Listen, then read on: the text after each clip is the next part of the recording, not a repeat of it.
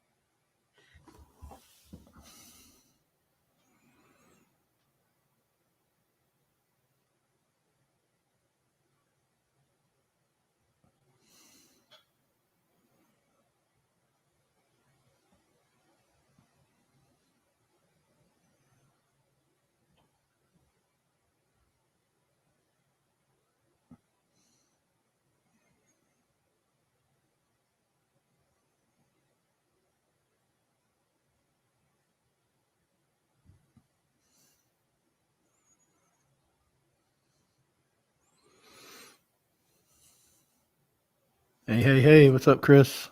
Waiting on Ben to sign on, man. Give me just a minute.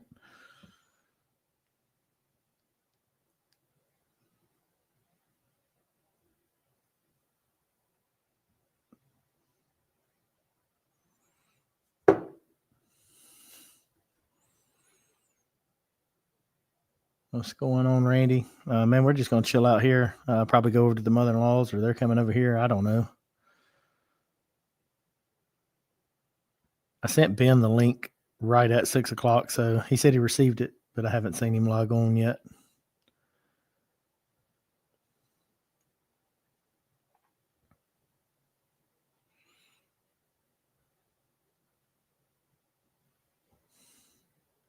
Chris, I may need you to ride over and get Ben squared away. Maybe he's struggling with technology here. I don't know. Can y'all hear me?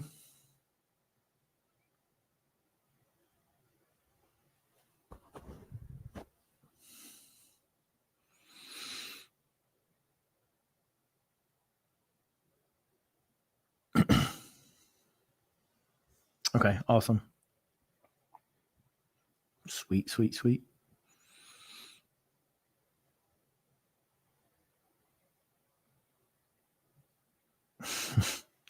I haven't heard back from Ben other than he said he received the link, so we'll give him another minute or two. Hope all of y'all are doing well.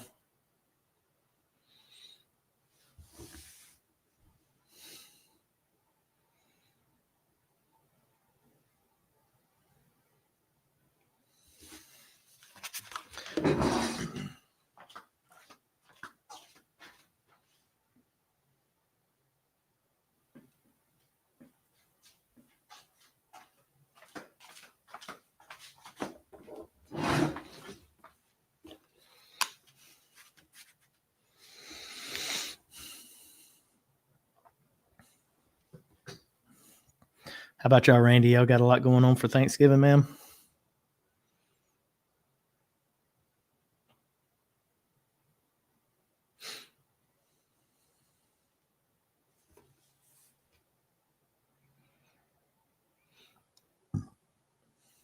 Hey. Nutty Professor, how you doing? In-laws, I hear you, Randy. Same here, man.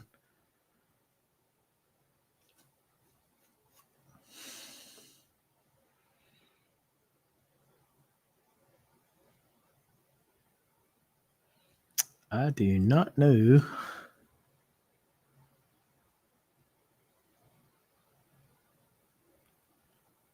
where Ben's at. I don't know why. I was thinking it was 6:30 tonight, and obviously I advertised it as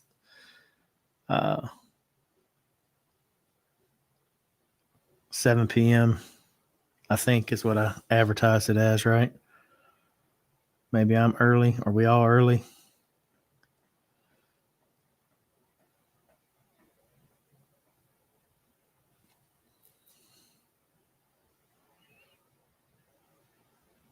Yeah, I did advertise it as 7 p.m. Central Standard Time.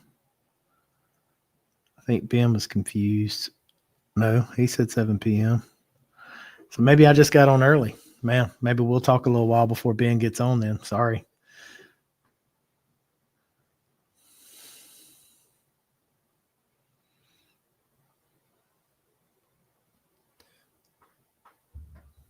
What's up, Smith R18? You guys have to tell me who some of you are. I don't know some of your handles. I know Garm the Fierce. I know that's Randy. Have not seen that brand, Randy. Let me put some of y'all stuff up on the stage so everybody else can kind of see it.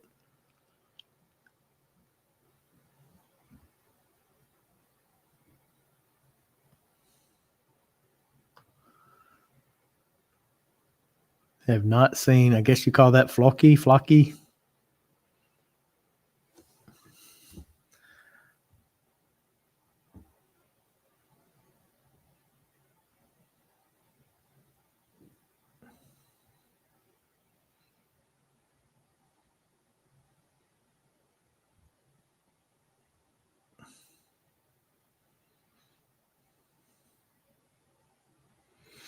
Yeah, so we're about an hour early, guys. It's supposed to be 7 p.m. Central Time. So, hey, Christy with a K, 76. How are you? Think I've got all y'all tuned in a little bit early, so we're an hour beforehand. Which I got nothing else to do. We could sit here and chat, but Ben will not join us until 7 p.m. Central Time. So we've got about another 52 minutes or so before Ben comes on. So up to y'all. If you want to tune out and come back, that's cool. If y'all want to hang out here, that's fine as well.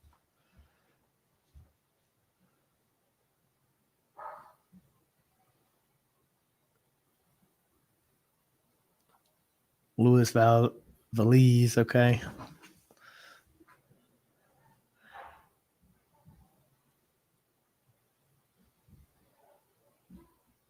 Man, I'd be hard pressed to get Heather to come say hello, but I'm gonna do that just for you, Chris, because maybe she'll do it just for you if you'll cook her a good steak. It's probably the only reason she's wanting to come to Colorado. Put her on speakerphone. That'll be funny.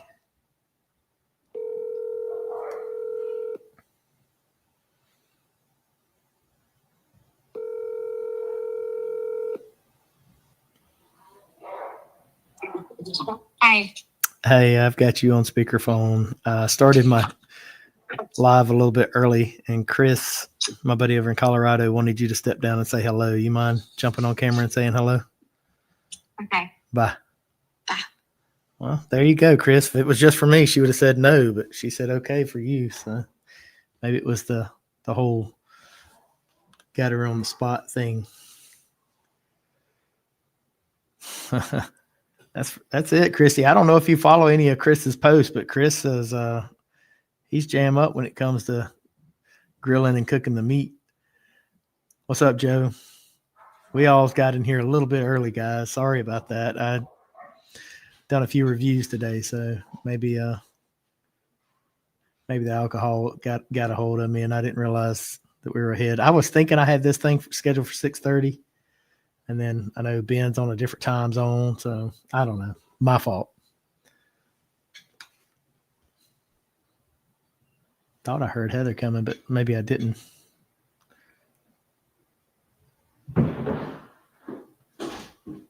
Yeah, man, I popped that rare character from Rome, and I really liked it. It was really good. So,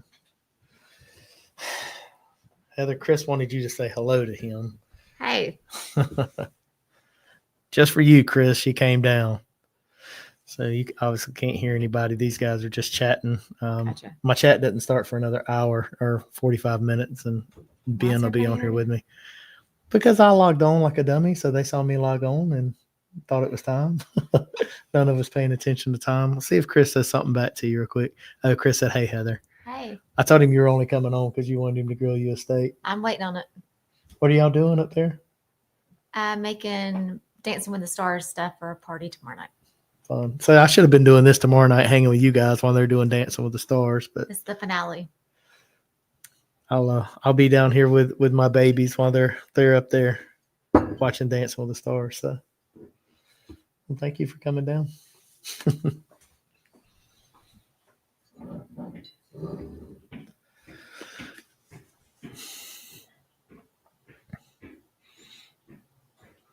What's up, Keith? Oh, Christy, I should have told her you said hello too. I'm sure she would have said hello. Look forward to hanging out with y'all again. Got the Cost Plus store pick, rare character. So yeah, Will was telling me about that one. So it's like a 9-year. Is it a? I even looked it up a little while. Is it VTO or something like that from Cost Plus? Got a new phone that's tripping out on me here. I'm not up on all the new rare character abbreviations. Yeah, so it is VTO, 120 plus proof, like 9 year, almost 10 years, right? Cash strength.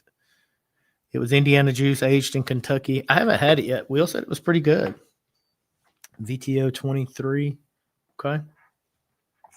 Yeah, the one we got at Harry's was PLT, which was new to me too. And the day that we picked it, I was swearing that it was four roses, but turns out I'm pretty sure that's Jim Beam juice. So the river roots we got is as well. Yeah, buddy, that come from you. I hadn't popped that yet, Chris. We'll see. We'll see what that one's like, but I appreciate you getting that one to me. So it's going to be 115 proof, almost 8 years, 7 year, 11 months. So Rate your whiskeys. What's that? You can rate your whiskeys. That's what y'all out there doing? Yeah. So what are y'all going to do with these tomorrow night? You have to judge. You're going to judge what? Like the actual dance. Dancing with the Stars Yeah. thing? Okay. And y'all giving them like 1 through 10? 1 through 10. But it's the finale, so nobody's that low. And is this why you got glitter all over your nose looking like you've been up there with a stripper? Yeah, that's Yeah. You had cinnamon up there hanging out? Mm-hmm. Mercedes. And what kind of cocktails are y'all making? It's everywhere. What kind of cocktails are y'all making tomorrow night? Cosmos. Just Cosmos? That's it? I thought you were making like a pink drink. I gotta get you to get me some prosecco. Okay. I don't even know where to get prosecco. Do you? You know I'm not going to ABC. You know it ain't. I'll go to You can buy it at Publix. I'll go to the Spot 280. That's wine? Yeah. Okay. Did you eat any of the tacos? Not yet. Christy said hey. Randy and Christy said hey. I told them you said hey. Let's see here. Hey Kelly, how are you? Dan, what's up, man? Y'all, I got started way early. I apologize. Y'all can check out and come back or hang out and we'll just chit chat a little bit. Totally up to y'all. Kelly said PM. I'm guessing that's Facebook, Kelly. Let's see. I don't have anything from you. I'm an idiot. It reads 6:14 p.m. by you when Dixie has tons of Prosecco. Okay, cool. Chris, you messaged me. You're telling me to pull out the turkey. I got the turkey out, brother. I'm thinking I've got another Onyx and Amber. I know I've got some smaller samples of Onyx and Amber, but I'm thinking I've got another one other than these, and I couldn't remember where it was. But we'll definitely get into this turkey. Tell us about the turkey there. So it's not buff turkey juice, right? It was finished in a buff turkey barrel. Is that what it's all about, Chris?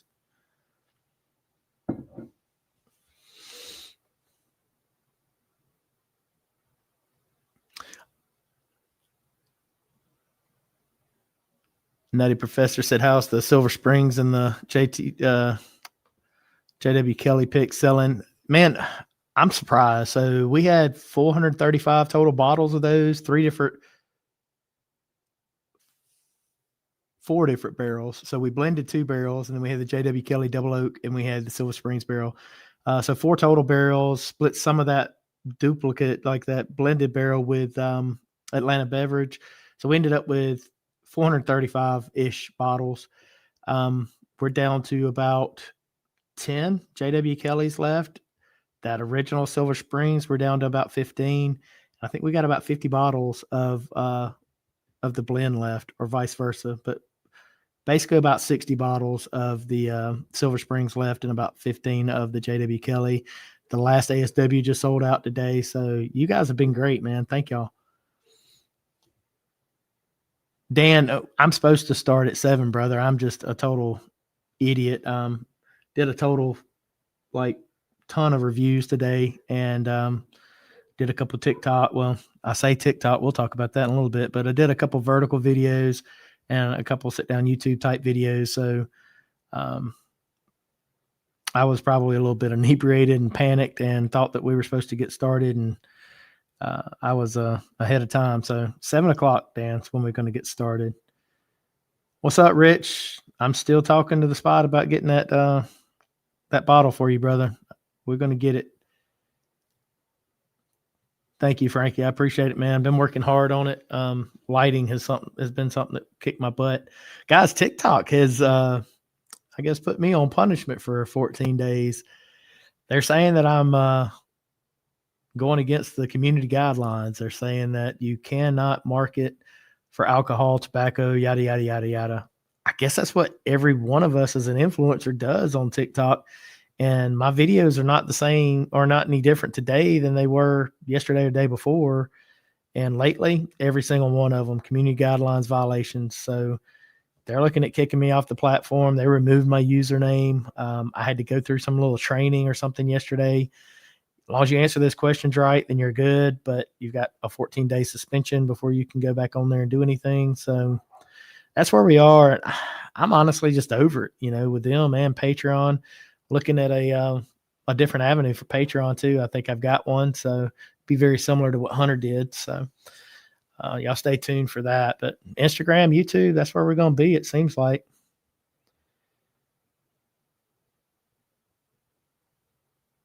Yeah, hopefully you're asking about the bottles of the Silver Springs and stuff coming in. Hopefully they get those start shipping out maybe this week. I mean, we got Thanksgiving coming up, so y'all be patient on those. It was kind of one of those things that as soon as they got them in hand, they released them, and we went live with it. So they still had not really brought them into inventory, if you will. Ron, what are you saying? Who? I'm sorry. I'm trying to follow along with the chats. Scott says he refuses to use TikTok. I can't blame you, man. I used to really like them, I guess, because my follower account was really good on there, but it's really been throttled. My followers went way up, but my views went way down. So I don't know. Chris said, see what happens when you try to be an American with us. Tom, what's up, brother? How are you? Ron says he just got here. Again, we're all early, brother.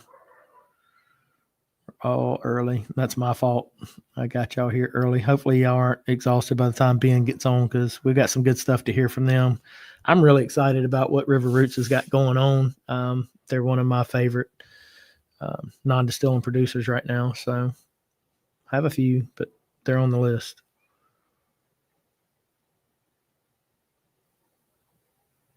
J.W. Kelly sold out. It's good. It's good, Kelly. Honestly, I didn't even get another bottle of it. I got the one that I brought home from the distillery, and I was going to get them to hook me up with one, and I failed. I better get one of the Silver Springs, but the one that I brought home, I'm crushing it. It's a little bit sweeter.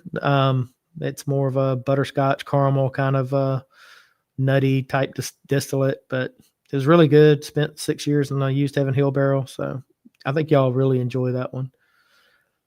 I hope so. I mean, it's you hear of all these guys bringing all the big names in, and here I am bringing some of these smaller distilleries in, and I guess my biggest thing is to kind of show you guys some of the things that I'm finding out about that I feel like are lesser known but really good juice, and these were really good value too, I think. So hopefully y'all agree with that.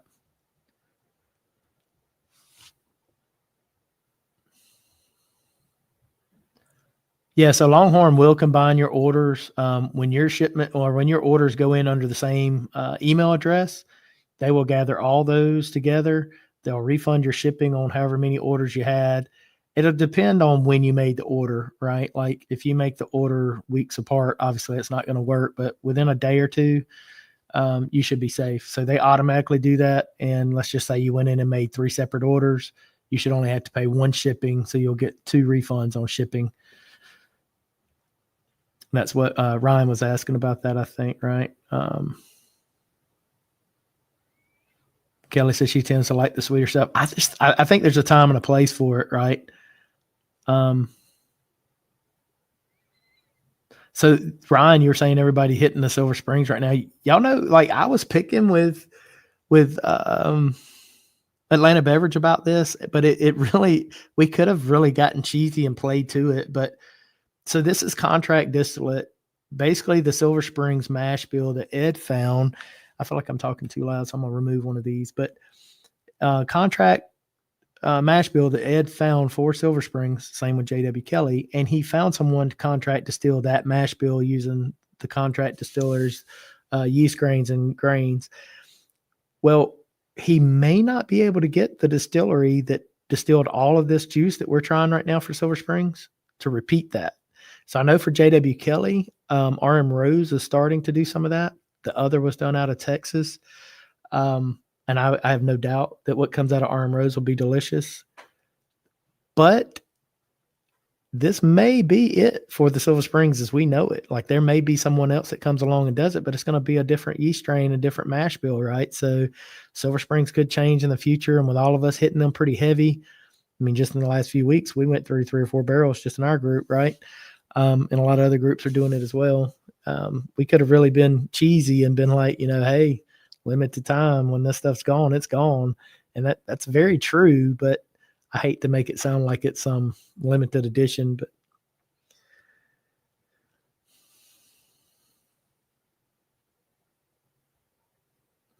for sure, Dan. Yeah, Dan went along with us on the pick, and I mean, he got to try the original pick and what we picked that day, and he knows that. I mean, it really is. It's just good whiskey. It's not something that I would put in a lineup and try to blind out on anything. I just think it's a really solid pour. Yeah, Randy, I definitely I think that too. I mean, it's a plus for the brand, right? And it's a plus for us as a group to find these brands that other people may or may not know about. They're more affordable, and I mean, sometimes they're just as good, guys. Scott said he had 2 orders. Those should be merged, Scott. Hopefully that gets squared away, but that's their protocol. What's up, Zach? You're not late, brother. I'm way early, so probably I was an hour early. So I was talking with Ben and panicked. I thought we were on time, but regardless.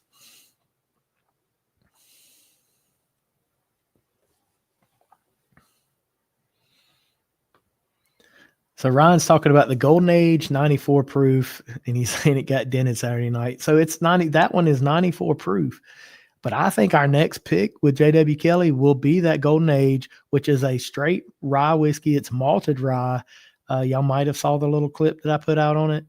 Fantastic at cast strength. I have one that is the 94 proof, I think. Let's see. Yeah, so that's the 94 proof. Let me get out of the light, and y'all can't really see the label, but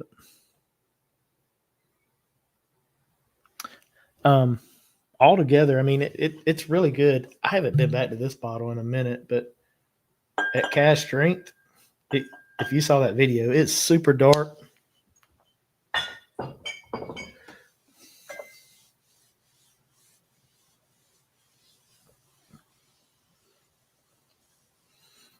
That particular one is good, but it's not nearly as good as what we had at cast strength. That is super minty, in my opinion. Not bad, but what we had out of that barrel that day, probably should have picked that barrel. Because I would imagine it's going to be very similar price-wise. Still really good whiskey. No weird funk on that. It's really good. I don't know if you...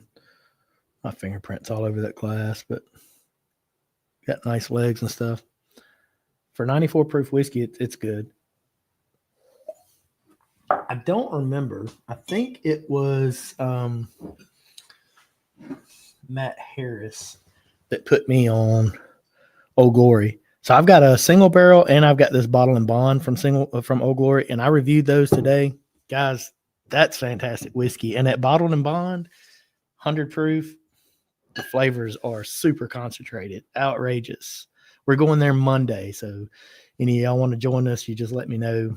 This coming Monday will be December 1st. They have a nice restaurant. We're going to go to MB Roland afterwards. Should be really cool.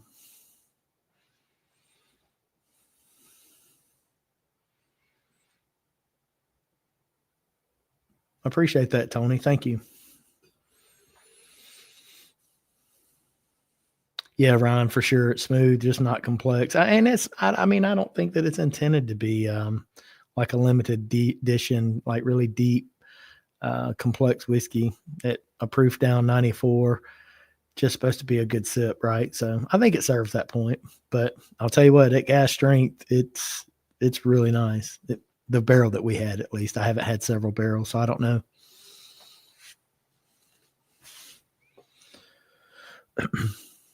Paul with who, Chris? I don't know, man. I hate for it to sound like that, but I talked to so many people in a day's time. Paul's not ringing a bell. Got a Roland from Silbach. That's great. I have a sample of MB Roland back here that maybe I should grab it. I just found it the other day. I didn't know that I even had it. Give me a second.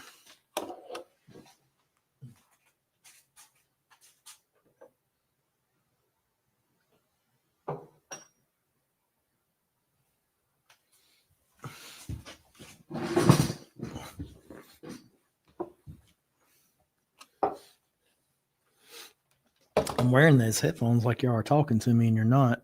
Yeah, so this is a Total Wine MB Roland pick that Glenn sent me. And I haven't even opened it, but I was just digging through the other day and we'll just mess up another glass, I guess. I've not had anything MB Roland, but was pretty surprised when talking to them the other day. They sound like they are very serious about their whiskey. It smells a little yeasty and funky.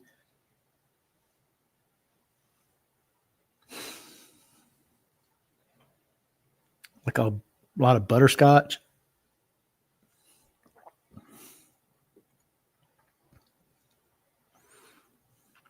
It's good, but it's going to remind me of Leaper's Fork, which to me is like really yeasty and just not 100% my jam. But there's nothing bad about it. I don't dislike that by any means. So it was a single barrel, 111.2 proof.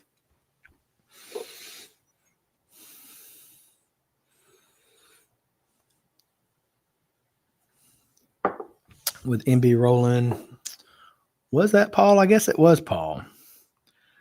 Terrible, Chris. I'm terrible. How did I chat with them?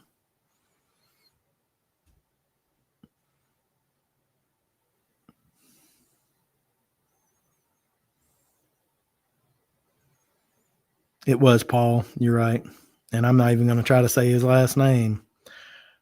Tomaszowski, maybe. But yeah, I did talk with Paul. You're right.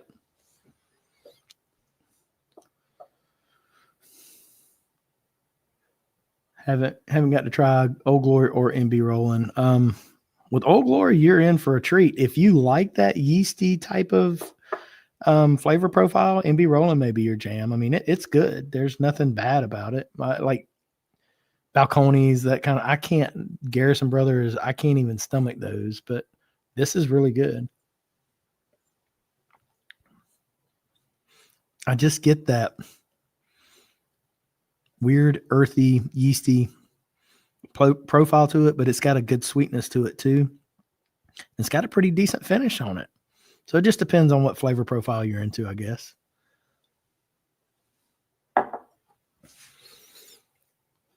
It very well could be pot still, Randy. He and I talked. He told me about everything they do. I think they are pot still. Goodness gracious, that's been a week ago. I don't remember. We'll do a video when we go by there, and hopefully I'll learn more. He is a good person, seems to be, Chris. Like, I really enjoyed. We talked for 45 minutes. Like, he's a talker. I am too. Spy Colorado pick on the table. Yeah, Zach, that's for sure, man. You're talking about the turkey that we were talking about earlier. We'll get into that with Ben here in a little bit. I want to know a little bit more about it.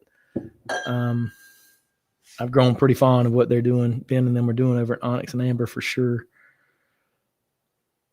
Am I pot still adverse? Randy, man, maybe it's the particular varietal of grain versus pot still, or the methodical nature of how you have to cook in a pot still. I'm hit or miss with pot still. So the worst balcones I ever had was a pot still. But then there's so many other whiskeys that I really like that are pot still, right? So, I mean, I can't say I'm pot still adverse. I like Woodford, like several other pot still versions of whiskey, but it seems like it when we talk about Leaper's Fork, now he'd be rolling, perhaps.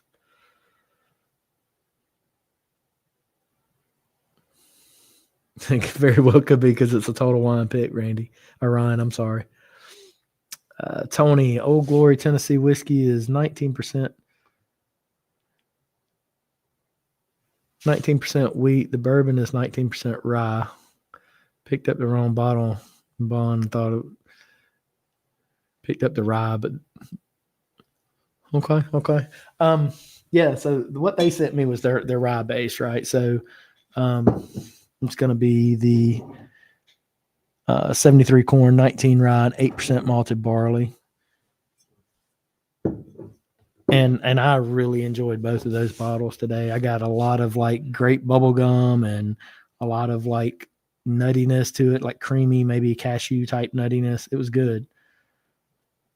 I even texted him while I was trying it and was like, holy cow, dude, this stuff is really good.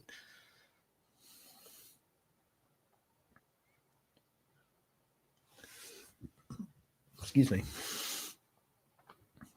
Chris, that would be great. I would love to get connected with Boulder. Brandon Green and I, one of the first bottles he and I ever split was a Boulder cask strength last year. And I hate that we split that bottle. He and I both should have bought a case of that whiskey. It was absolutely delicious.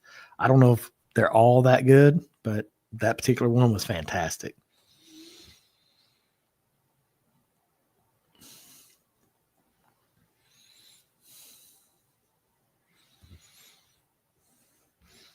I will say that I did review the Heaven Hill 19 today, the William Heaven Hill 19, and guys, it's stupid good. Had me questioning the rest of my collection. Like, I'd give it up for a few more bottles of that somehow. I don't know what the equivalent is, but that William Heaven Hill is special. It'll definitely be in the running for Whiskey of the Year for me. And I hope to maybe get another bottle before Fred gets his hands on it, because it's just going to shoot through the roof. It's already stupid right now. I think $1,900 a bottle, but I'm trading half of mine for a King of Kentucky 23 to a buddy. I have another buddy that's had them side by side, and he was like, just last week, and he said, man, it's an equivalent. It's a good trade, but I hate to let that bottle go, y'all, because it's very good, and I got it dirt cheap in a raffle. So yeah, me too, Rich. I think Jason C had talked a good bit about Old Glory. I know Matt Harris in the group was really high on Old Glory. I think maybe he tried them at Bruzel Fest, and said that they were fantastic. And Matt hadn't steered me wrong yet, and obviously Jason hasn't either. So eager to get over there next Monday and check them out and see what all they've got going on, sample through some barrels, and hopefully in 26 we'll bring one of those to the group. So y'all stick by for that.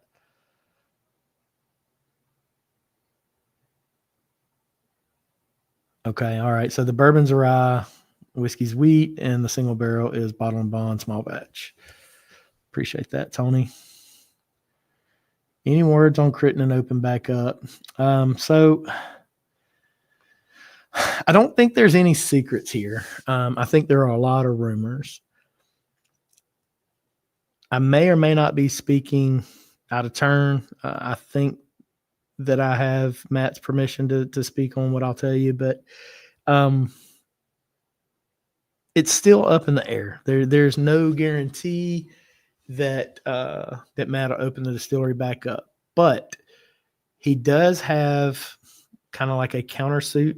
I don't know the terminology he used against the judge for wrongful closing of the distillery. And then she held him in contempt because she told him to get out the week of XYZ. On Wednesday, she flips out and like, what are you still doing there? And he's like, you told me to get out the week of. It's Wednesday. My understanding would have been Friday close of business. And she told him anything that he had bottled to go ahead and get it boxed up, moved out, and sold.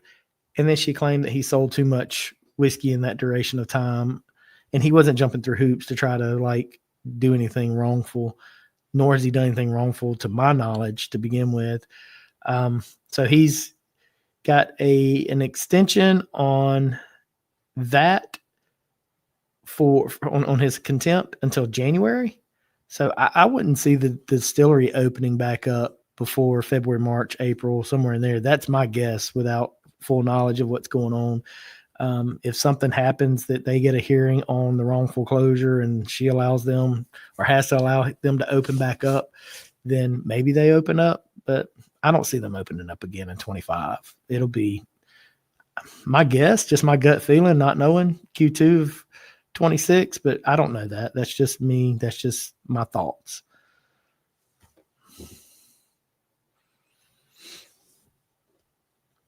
Bourbon Badger says that's sad, and it absolutely is, man. And that's kind of just what we all know about doing business with family, right? So he and Dad had a lot of gentlemen's agreements, and Dad has gotten older, having some health issues, and I think Sister's probably talking to Dad and saying, hey, you need to get your portion of this business, and it's worth a lot more than what you think it is, and it really isn't. And I don't know.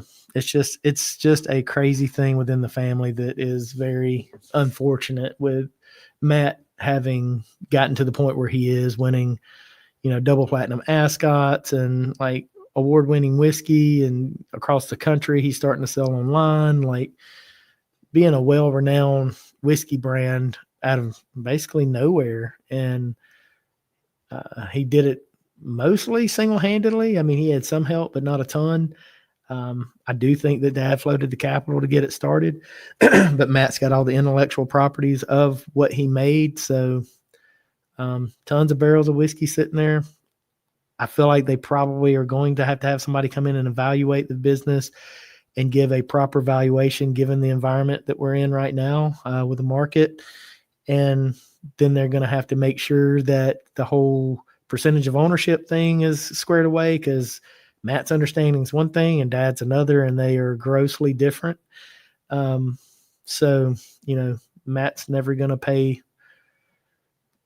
what, Dad thinks the business is worth and Dad's percentage. Like, I think he would just step away from it. I don't know what he can or can't do, but more to come on that, guys. There again, it's all rumor, right? Speculation. Everything that we're hearing, even what you're hearing from me, is mostly my speculation. So don't run with that, and don't feed that into the community, because I just really don't know. My bottom line answer is I don't know. My guess is you won't see Crittenden open back up until 26.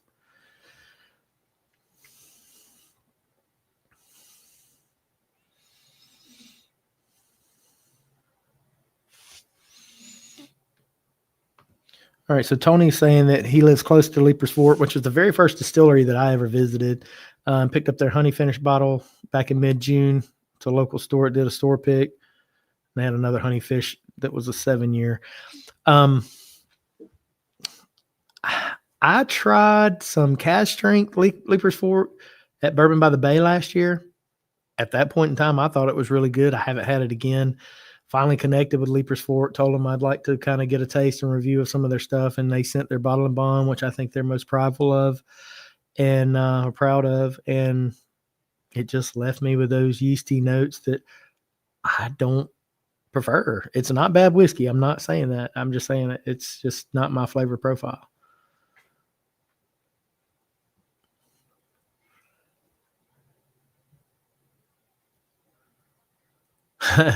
Yeah, Jack saying that he's looking forward to the hazmat pecan. I don't know if you guys know about that over at Crittenden, but back during back during COVID, when a lot of these distilleries were making hand sanitizer. This batch was going to be made for hand sanitizer. Well, obviously the proof was just crazy. I think it got up into the mid to high 160s at one point. Maybe when we tried it, when we picked our 8-year a few months ago, it was in the 158, 160 range. But they had finished it like they did the pecan, and they had started taking on some color. They had vatted it, and it was really good, but crazy proof like that. I think that may be the first Mississippi distilled hazmat ever. Maybe. Don't quote me on that.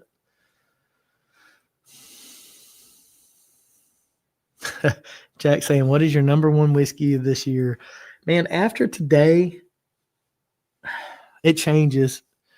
And we've got so many more coming. I have a sample of a GTS 25 coming, a King Kentucky 25 coming.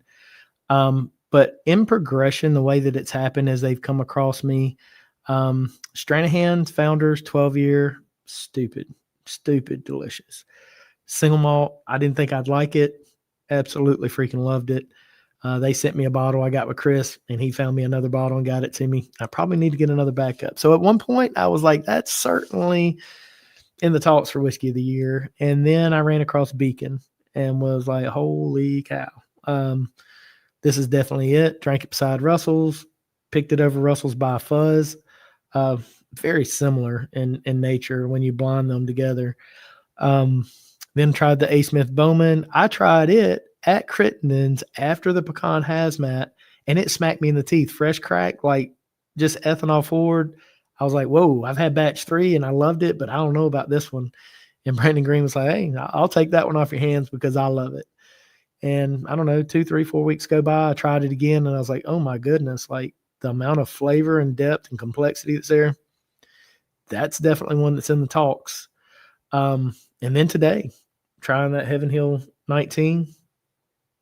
I don't know if any of those can touch it. Like I actually went behind it with a Beacon, no candle there. But there again, you're talking 18 points of proof different, 136 to 118, something like that. But that A. Smith Bowman absolutely holds up to it. I just don't know that it is as well rounded and clean around the edges. It's a little bit more abrasive, the A. Smith Bowman batch 4. Heaven Hill for a 19-year cask strength, non-chill filtered whiskey. I don't know if they just got lucky or if they know what they're doing. I think there was like 30 barrels blended into that one, maybe. It's stupid. It is stupid good. But as of right now, just guessing and not having them laid out here in front of me, I'm going to say William Heaven Hill 19, but we'll do a blind. I'll probably do the blind in January. So we're true up on no more releases are coming out in 2025. I can't miss anything.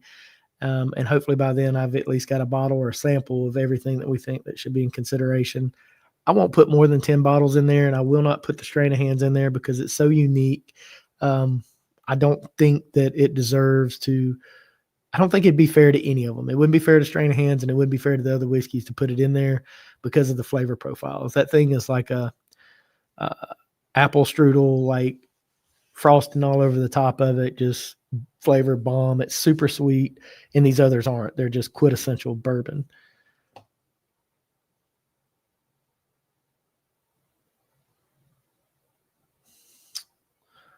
Well, let's see. I'm backing up on messages, guys. I'm sorry. Let's see.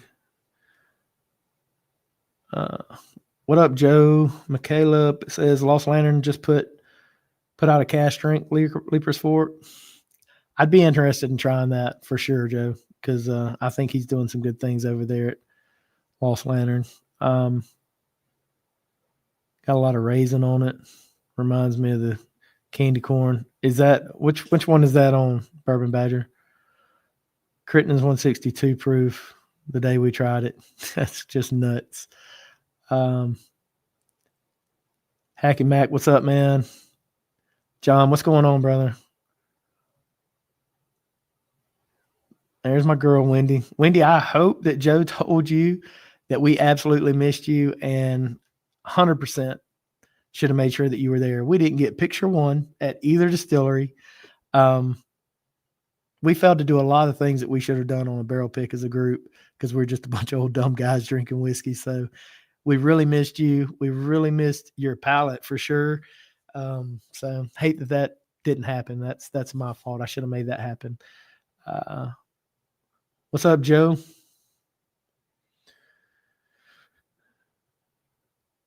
Um, Randy, very well could. I'm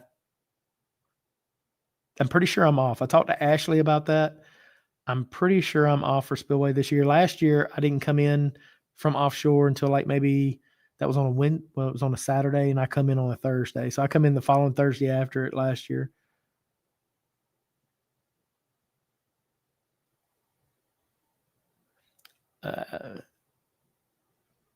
Hack and Mac is saying that A. Smith Bowman Cast 3, batch 3 was his favorite pour last year, and batch 4 just too hot for me. I'm gonna beg you to go back to batch 4. If you don't have it, like find it, get a sample. Like you need to go back to it because it did the same thing for me. Way too hot. Last year for me, Booker's 24. It like blinded it against Russell's, which was previously my number one. Booker's Reserves 24, hands down, my whiskey of the year. And then I tried the Jim Beam Lineage, and I'm thinking, man, this is going to be on that Booker's Reserve like level, and it's just not. Is it good whiskey? Absolutely, it's good whiskey. I'll drink the heck out of that bottle. Is it limited edition worthy? Is it whiskey of the year? It's not. And the guys over at Jim Beam know the sales rep here in Alabama, and they hit him up when I did that review saying it was my biggest letdown so far this year because I was really excited about it. And they were like, hey, tell Brandon next year when he comes over to get that Knob Creek pick that he just keep going because we saw his review.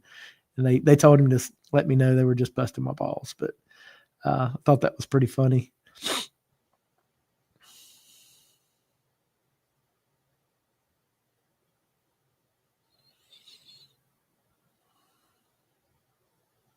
A brutally honest festival. Randy, I'm far from being that guy, but I have contemplated it. I don't know what it takes to make that happen. I don't think we do it in Alabama. I think we might do it in Georgia. So I've been talking with Garen, who is with Atlanta Beverage, and Harry about trying to do one. We thought about doing it outside of Rome over around Atlanta, but we've also thought about maybe just doing it in Rome.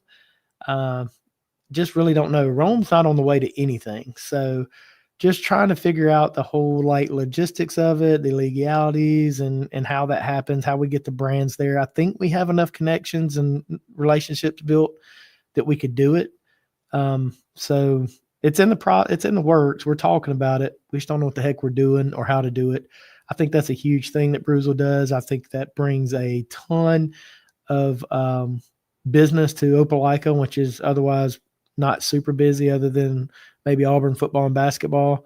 But I think what Bruzel did there was huge for Opelika. So glad to see that happening. Would love to do something like that in Birmingham, but we have the bourbon ham thing that they do once a year. So probably couldn't compete with that either. So I don't know, thinking about it.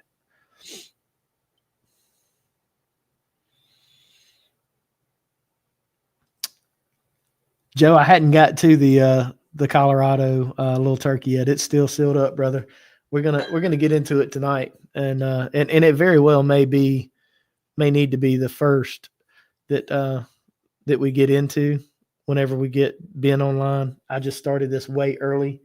We weren't supposed to start until 7:00. So this first one is 11-year, 103 proof, and then y'all's is 115 proof. So we probably end up kind of pouring them like that.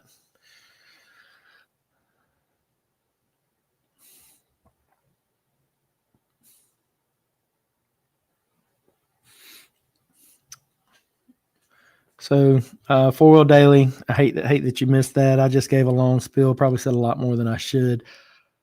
Nobody knows if Crittenden's done or not. Is Matt Crittenden done making whiskey? No. But will he be back in that same facility with those same barrels? We just don't know yet. So don't believe the hype when you hear that they're done because that hasn't been said by far. There's still a lot going on within the courts. and it's just still up in limbo. So we shall see. Hopefully it all pans out.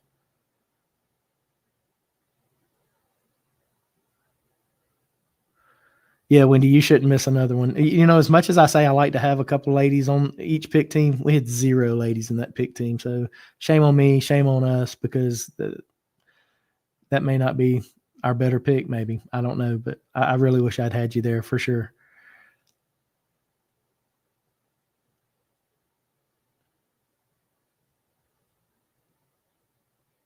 Yeah, I got so Zach's asking if I have any hazmat Onyx and Amber. I mean, just the American Light. So this one is the 20-year, 143.7 proof.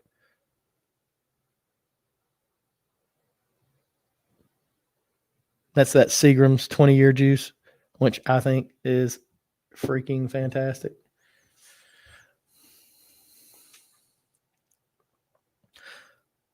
What's up, Nathan Lee? Celebrating your son getting engaged with a 20-year rare character American Light whiskey. Congrats, man. Down in Meridian, Mississippi. Will you come right by me, brother? Yeah, Four Wheel. Matt is definitely great people, and I think things are going to work out for him. In the end, I think it'll be fine. What's going on, Gordon's Pub? Hey, Joe, I haven't gotten to the little turkey yet. I haven't even cracked the seal on it, man. It's still sealed up, and we'll get into it here in a little bit. I'll just wait till Ben gets on. It'll be the second one we pour. Probably do this 11-year 103 proof first, which is a bourbon, and then we'll get into that other one.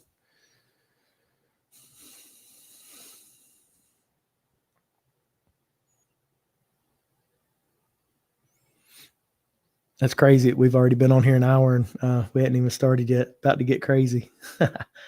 Can't wait for Ben to get on here. About 5 more minutes, maybe he'll be on. Scott saying shout out for Detling. Man, you know what? I couldn't be more proud of that. I don't know how many of you guys have been around since day one for Detling, but I've obviously been around since day negative, whatever. Growing up with Seth, I never would have thought that he'd be a freaking whiskey distiller celebrity. But he is in his own right, and doing some really special things over there. I don't know if y'all saw it, but Vicky just barreled some more of her, what is it called? Southern Belle, which is going to be a wheat-based bourbon. So pretty excited for that. I haven't tried any of the others. She's already had some barreled. So we're several years out from that being ready, but I'm pretty excited. That was based off of a beer that she really likes.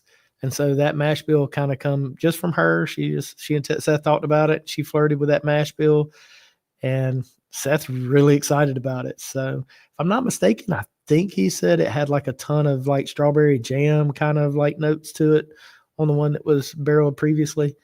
But I just think that's really cool from, a guy that I grew up with, making beer in his mom's bathtub and in the tub so it didn't leak, right? But it was cloudy. It was like grainy, just, not knowing what he was doing. And then he made the crew rum. The crew rum was really good. And then I get his first whiskey, and I was just like, dear God, like, what is that? I don't know if y'all ever got any of his first distillate, but goodness. I thought I had a bottle right there, but I guess I don't. But maybe it's back over there somewhere. Anyway, that 21-month juice that come out, I hit him up. I was like, Seth, man, dude, what are we doing here? Like, this isn't going to work all the way to where we are now. And that barrel that 388 that just come out that I was raving over. Now these things are just stupid on secondary. And I think it's great for Seth. It's tough for some of us, but we still got single barrels out there that are very affordable, guys. Seville down in Pensacola has one that I just purchased today. I think tax, tag, and title out the door is $116. Last year I got one from them for $79, tax, tag, and title. So very affordable single barrel still available. The Brutally Honest pick when we do it in May will be whatever I can get it done for between, Seth and Longhorn and logistics wise. I'm thinking 125 or less, so we're 105 this year plus shipping. So the single barrels will continue to be affordable. In my opinion, that's affordable. And I think that bottle's well deserving of that price. Some of the LEs are just going to get out there, and, for some of us, it's going to be obtainable and some of us it isn't. Some of us don't have any sense about what we spend on whiskey, me. So,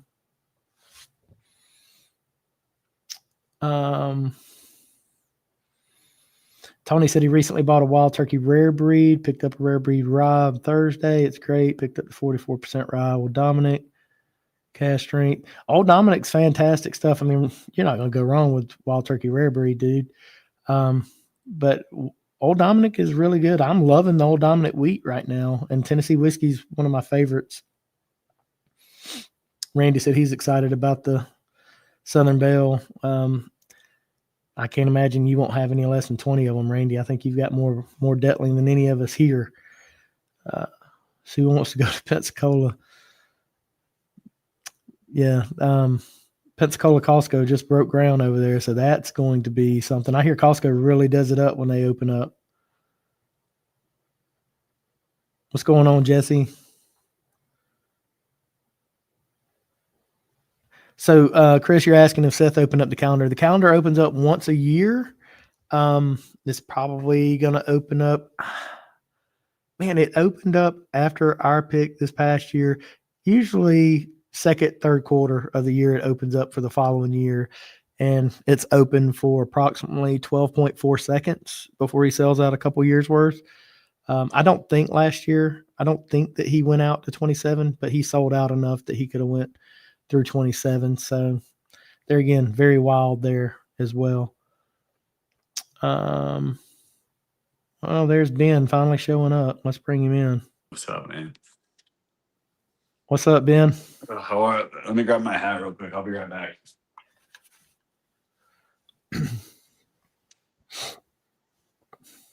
Hey, Wesley, how you doing, man?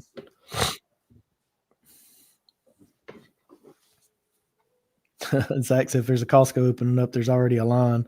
Bet that. Let's see.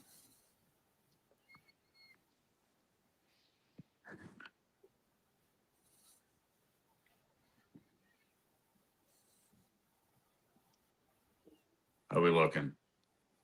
What's going on? It's just one of those days, one of those nights. So I've been here an hour waiting on you, man. Where have you been? Got those clocks wrong. No, I just can't read, man. I can't read. So how are you, man? I'm doing well. Can you hear me without an echo, or do you pick up an echo? No, that's pretty fine. That's pretty good. All right, cool. It sounds like you're like a year older, but other than that, I mean, dude, just hit the big 4-0 yesterday. My man, I'm closer to the 5-0 than that. Oof. Yeah, it's all downhill from here, Ben. Check engine lights are going to start coming on. It's all relative, man. It's all relative. Doesn't matter. It is. Yeah. Doesn't matter. It's no, things are good. Things are good. This is always an interesting time of the year, it's a big whiskey time for a lot of people, but it's not necessarily a big it's allocation season. Yeah. And so it's always fun to watch what people are doing this time of year, and it gets crazy here for a couple of days, and then everybody stops working until after Christmas. So for sure, we're not stopping working, man. We got barrels and barrels and barrels that we got to bottle here in the next 4 or 5 weeks. So, dude, that's awesome to hear. Yeah, it's cool. We're launching a new label. So, Chris shared a little bit with me on the new label and bottle style, huh? Yeah, it's gonna be really cool. I'm really excited. So we've been waiting for these labels to come in.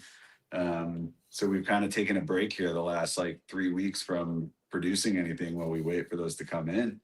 Once those come in, man, it's just gonna be just rapid fire getting things out. So it'll be exciting.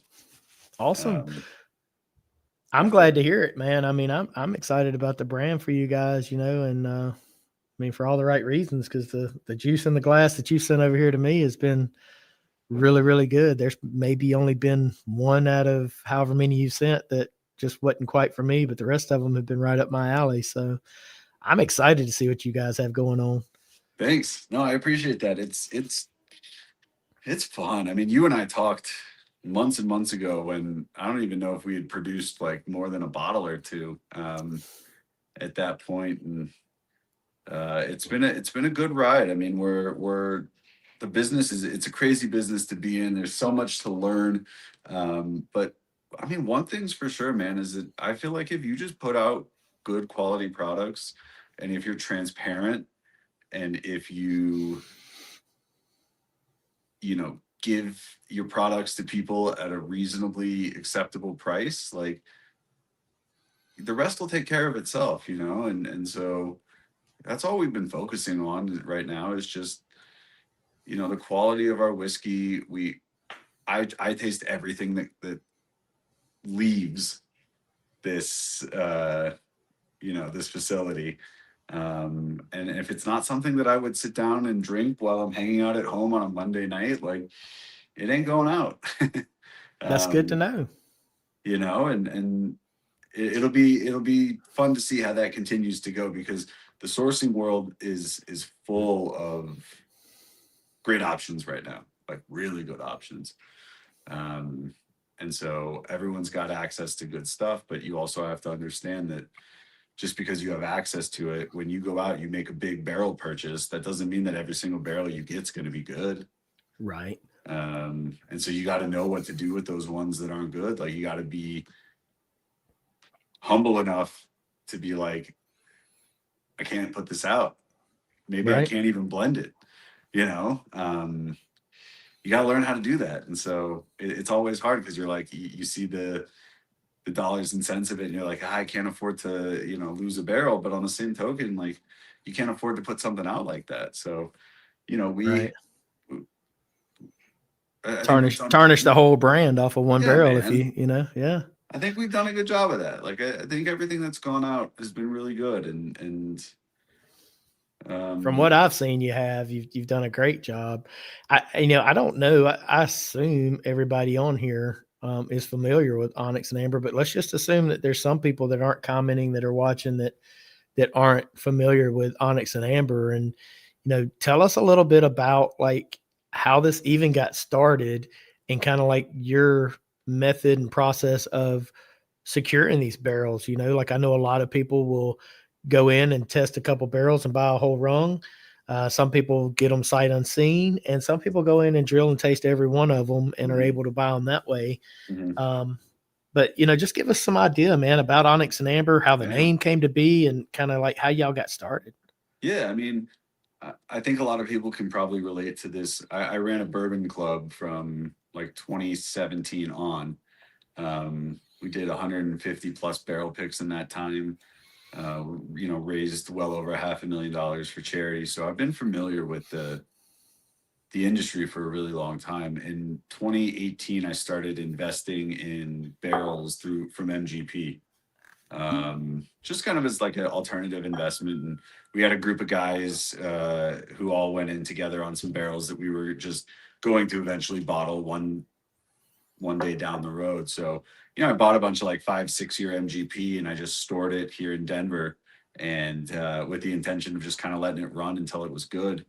And see what Colorado could do to, you know, what the climate in Colorado could do to some of these really good MGP barrels. So, you know, I kind of had that like in the back of my mind, but I didn't know it was going to turn into like a full-fledged business. And really the business came into place after COVID, because pre-COVID, the experience of going to a distillery was awesome. To do a barrel pick, you know, you almost had run of the house to a certain respect. Like you would walk in and, you know, you get the opportunity to taste a lot of different barrels and kind of nail down your profile and find what you want that was great for your group, and really something that you could stand behind. And the people in your group, they got to know your palate that way, you know. And for me, every time I went and I picked a Russell's Reserve, it was always, you know, funky, because I love, you know, almost a savory, funky wild turkey. And we had the opportunity to keep doing that because, you know, we would kind of keep looking for things until we found the right one. After COVID, you know, things kind of shifted because the demand for bourbon especially got so high. And so a lot of the big distilleries had to be way more conservative with their barrel programs. Right. So ages were coming down, prices were going up, the experience was going down. You showed up, if you were lucky, you got 3 barrels. You had to pick between those 3. If you didn't like any of those 3, there was no recourse. It was just like, okay, cool. Either you take one of these 3 or you don't. And so in that process, we lost a lot of our identity as barrel pickers because we kind of relied on always being able to find something that was left of center from a lot of these distilleries. So if you went to 1792 and the old rap on 1792 was everything tastes like banana runts, you know, we would go until we found something that didn't taste like that. And we would go and really dig deep and find something different.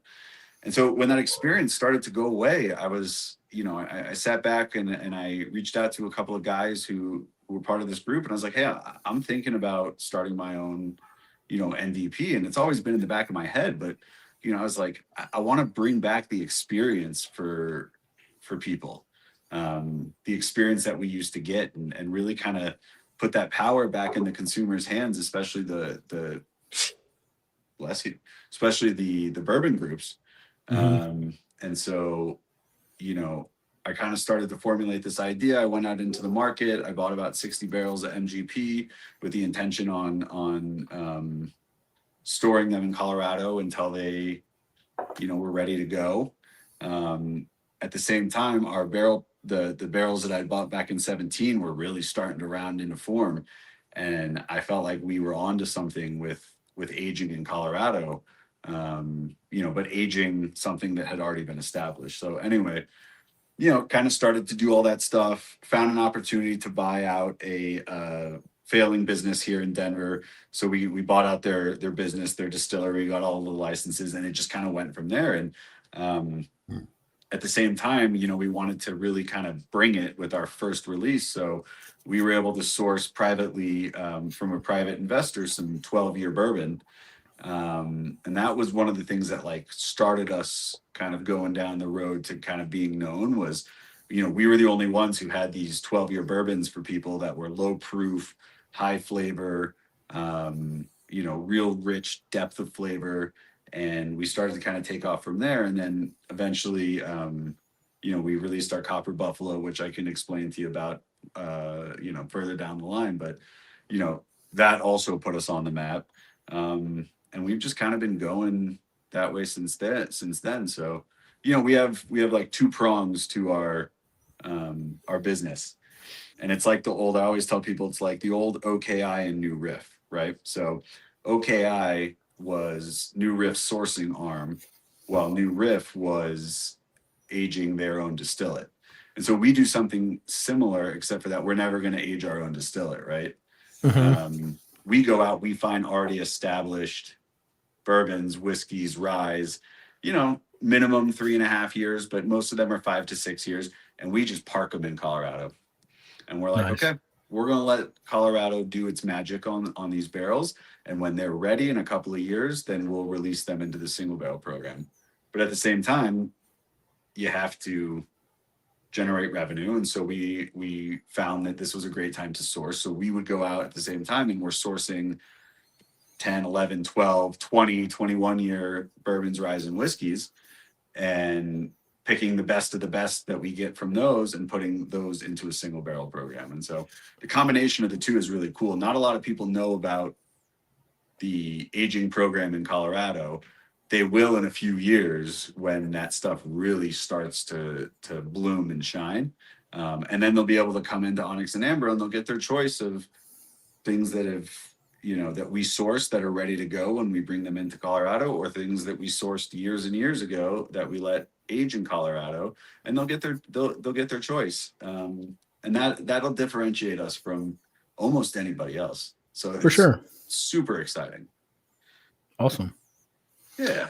I've been very blown away. And I haven't dug into the little turkey that I got from Chris and them yet, but we're going to do that tonight and just kind of see what we Nice. think. But, you were talking about low proof flavor bombs. This 11-year 103 proof is just fantastic in my opinion for what it is. I mean, at 103 proof, you would feel like it wouldn't be that flavorful, but it really Yeah. is. Yeah, and it reminds me those low proof 12 years, and that one was 11-year because we bottled the first one before it hit 12. But those low proof 12 years remind me of the old Bell Meads, the old Traverse City, the old Boone Counties, from 2017, 2018, that were just immense flavor bombs.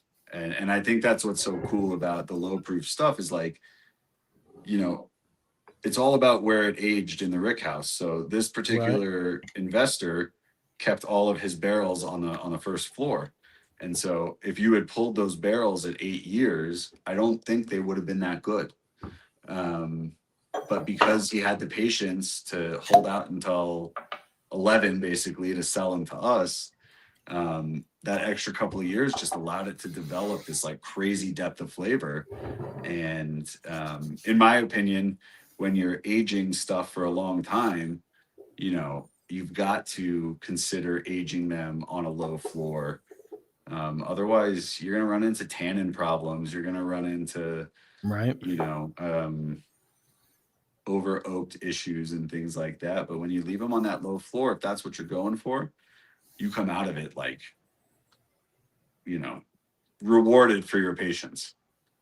Right, for sure. Yeah. And I would assume they probably went in a low entry proof on the barrel as well to yield such a low proof. But then again, that age would lend itself to bringing the proof down a little bit more. But I mean, all in all, that's a really good bottle. I know, when my neighbor tried it, he didn't like it, and I still to this day can't understand what it was that he didn't like about that particular one, because there's nothing like funky or off-putting about it. It's just really good. Yeah. Maybe a touch leathery on the backside, but it's just full of flavor. Like, I sip it all the time. I like it. Tell us a little bit about this little turkey. So 115 proof, right at 8 years old. It's a BKC5. Yep. Yeah, I've been asked this before on podcasts and things like that, like kind of before you started this whole thing, like what was your go-to, what was your like daily, and for me, it's always been something out of the Wild Turkey Distillery. I just think that top to bottom, their products are just fantastic. And you can go all the way back into the 80s and 90s, and some of the best dusty bottles of whiskey came from Wild Turkey that were, eventually exported into Japan. And so whenever I get the opportunity to source from Wild Turkey, I take that opportunity. And I think that, the range of flavor profiles that come out of Wild Turkey are probably the widest of any major distillery. Like when you get something out of Sazerac, like what you're getting, right? Like, and for the most part, through their production process, they can keep things pretty similar. I think Wild Turkey has just this incredible ability to sometimes give you something that's like a black cherry bomb, just like center cut, like black cherry bomb, little vanilla, little caramel, like your typical really good bourbon. And then sometimes you get one from Wild Turkey and it's like, tastes like grass, but like in a good way, it tastes like nature, tastes like the earth. And so I love that range. And so whenever we get that opportunity, we take it. So these ones, we got an opportunity to buy them. We got them like right around 7-ish years old, and let them age in Colorado for a little while. I think they needed a little bit of exposure to Colorado to kind of help round them out. And it was during the summer too. So during the summer months in Colorado, you really get some good interaction between the wood and the whiskey. And these particular ones were stored at Castle and Key for most of their existence. And Castle and Key is very a very controlled environment. So it needed a little bit of help coming out of Castle and Key to kind of get to that next level. And so I think we were able to do that. And we had that one is for a group, Colorado Bourbon Hunters, which is run by a friend, Chris Rivera, who's an awesome guy. And he came in and with his group, and they went through, I think, every single turkey barrel that we had. And it was a process, man. Like they went back and forth, and eventually they were, after trying to figure it out, they found this one barrel, and it just kind of sat well with them. And we ended up letting it age for a little bit longer just because we had the time. And then we put it into the bottle. And what I like about it is that it's, it's 118. Is 118 proof or 115. 115. Okay. Mhm. So it's 115 proof. And so it's 5 proof points higher than your Russell's Reserve. It's even, what is it, 14 points higher than your master, not Master's Keep. Yeah, your regular 101s, right? Yeah. And it's Kentucky 8 Spirit is what I years. was thinking. Yeah. Kentucky Spirit. And so it's cool to experience wild turkey cask strength. And you get a lot of like in my opinion, you get a lot of that like cinnamon punchiness out of it. Which is fun. To me, it's like a cold weather drinker. Like in front of your fireplace, it's kind of cold outside, you're watching a football game. You want something that's kind of keep you awake, keep you going. And that's what that one is to me. But Chris and his group did a great job picking that one. Yeah, it's absolutely terrible. Chris and them have no clue what they're doing. I wouldn't let them come there and pick any more barrels. Right. They're just going to ruin your brand. But no, it is absolutely delicious. So we picked a 8-year turkey at Short Barrel this past week, but it didn't have any of that turkey funk on it, which I still appreciated. But I feel like this has a good bit of funk on it, but it also has a good bit of like darker fruit sweetness on there. Absolutely delicious. I get a lot of like nuttiness off of it. I love that. I try to tell people that Man, that's so Onyx, good. Onyx The and legs Amber, are stupid on it. yeah, isn't it crazy? It's thick. Yeah. It's really Yeah. thick. I mean, that's just crazy. Yeah, it's awesome. And I tell people Onyx and Amber is a bit of an extension of Colorado Bourbon and Rye Collectors, which was the group that I ran, which is you're still getting my palate. And so, I think it's cool because we're such a young company and we're so small that you kind of still get things that are handpicked by me and a few of my partners, where it's like, you get to try these things that are more off profile. So I didn't want, when we did the wild turkey, I didn't want the wild turkey to taste like a bottle of Russell's Reserve 10, because if you want a bottle of Russell's Reserve 10, you can get it from wild turkey and you'll be really, really happy with it.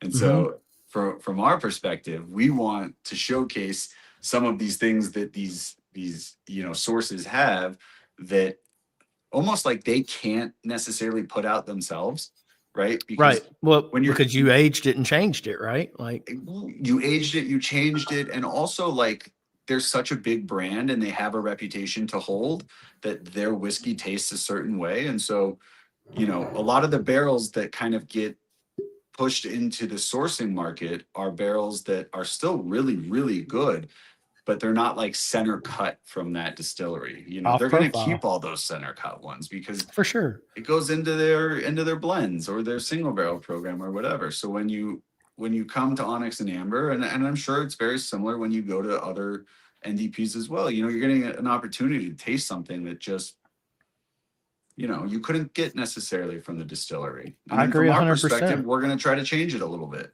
and that's what we've been doing. We've got some crazy fun finishes coming and double oaks coming and all this stuff just to, keep people on their toes, man. I think that's the one of the most beautiful things about whiskey is the terroir, right? Like where the grain came from, where it was distilled, where it was aged. And if it was aged partially here and then partially there, like all of those things are variables that matter in the end product. Yep. If you take it to Atlanta, Georgia and throw it into an 18-wheeler trailer at Short Barrel and age it, that's going to be totally different than if you take it out to Colorado and age it however you guys do. Yep. Or if you take it to Castle and Key and keep the environment controlled and age it that way. Like totally different whiskeys, and it could be the exact same distillate, right? And that's why I think there's room for a lot of these NDPs that are out there right now, that we can all coexist together because we're all doing something unique. Yeah. You know, the NDPs over the last 5 or 6 years that have failed, so to speak, are the ones that don't necessarily offer you anything above and beyond what, anybody else is offering you. For sure. And so you have to find a way to differentiate yourself, differentiate your product, differentiate your experience. And if you can do those things, then there's plenty of room in this market for people. I mean, Agreed. Because Onyx and Amber, it's all different. yeah, and Onyx and Amber. I mean, I was telling a couple of people a couple of days ago, we haven't scratched the surface in the markets that we're in. We haven't even begun to do 5% of the markets that a brand like Rare Character is in, or 10% of what River Roots has done. But for us, it's we want to get to that point one day, but we're going to take our time getting to that point, because if the quality suffers along the way, then it doesn't matter. And so For sure. we're Y'all gonna are keep it going. you're definitely doing it the right way. And like you said, patience is a virtue, especially in whiskey. I mean, you can, but you shouldn't rush Mother Nature, right? That's You right. can That's right. artificially do some things, but you shouldn't, in my opinion. And so you guys are doing it right, in my opinion. I'm excited about what you're doing. And I think that's, like you said, that's a very valid point. And yeah, short barrels sourcing wild turkey, NBC's sourcing wild turkey, Onyx and Amber sourcing wild turkey. But none of the three of them are going to be the same, Right. just because of what you guys are doing. Maybe you use different cooperage when you get it and you dump it into that, or a used barrel of some sort, but you're aging it in Colorado. Maybe they leave it in that barrel, but they're aging it in Nashville, whatever. Yep. It's all going to be different, right? And then again, like you said, you're getting what is off profile from those brands, which a lot of us would have never known otherwise. I've had like samples from a friend in Kentucky of wild turkey that was quote unquote trash, like dump, like they're getting rid of it. And luckily somebody was there at the moment and just said, "Can I get a little bit of that before you dump it out?" kind of thing. And it was fantastic. Yep. It was just so off profile, right? Like, Yeah. so I'm glad that the NDAs and NDPs and all that crap exists. I do hate the smoke and mirrors, and I do hate that you guys can't speak a little bit more freely, but I do appreciate the ones like yourself that do speak as much as you can about it, right? And I get it. I mean, if I'm wild turkey and I'm making my juice, I don't want Onyx and Amber to do something crazy to my juice and then Yep. still say, "Hey, this is wild turkey. Here it is on writing. Here's the paperwork." And it not serve my brand well, right? That everybody else is like, that's wild turkey. Like, you know what I mean? So Yeah. I get that. But all along, it's good to know about what it is. But in the end, what I keep telling people is it's about the whiskey in the glass. It doesn't matter about the label, the bottle, the distiller, any of that. Yeah. Is the whiskey in the glass any good? But then you kind of want to know, what the heck is that, right? I want No, more of it. totally. And I tell people this all the time. I tell them two things, and I think it makes them a little bit more comfortable. The first thing is that for us, Onyx and Amber, and I have some financial partners who are part of this. This is a side, we'll call it a side hustle for us. We all are very happy with our careers and the things that we're doing outside of this. And so for us, Onyx and Amber is not necessarily the way that we feed our families. Onyx and Amber is the way that we get to express our creative side and kind of build something that hopefully one day becomes a household brand. And so, you're not going to see us cut corners when it comes to, the quality of the whiskey. You're not going to see us bump prices $15 randomly just because we need to make a little bit of extra money on a bottle. Like, we're really, really going to stick to this concept of getting high quality whiskey to people at an affordable price. We want people to taste it, because if I give you a bottle that's $250 and you think it's really cool, but you never open it, you may not come back. Right. But if I get that same bottle to you at $129 and you taste it and you go, "Wow, this is incredible," now you're going to start to trust us a little bit more. So that's the first thing I Right. tell people. And then when it comes to transparency, I have signed so far, I've signed one NDA, and that was for the buff turkey. And by then everybody knew what it was anyway. But I think that the more transparent you can be about what you're giving people, the better it is. And obviously there are going to be situations in the future where we have to sign an NDA, and there are going to be distillers who are going to make us sign an NDA. But if we don't sign an NDA, we will give you all the information that you want, because it's important, and it's important for people to see, you know, where their whiskey is coming from. And I agree with you, like what matters is what's inside the glass for sure, but there is a curiosity to knowing, and a comfort to knowing where your whiskey came from. Yeah. And I think far too often in this industry, you know, you can kind of skirt around some of these things, and you can, you know, you can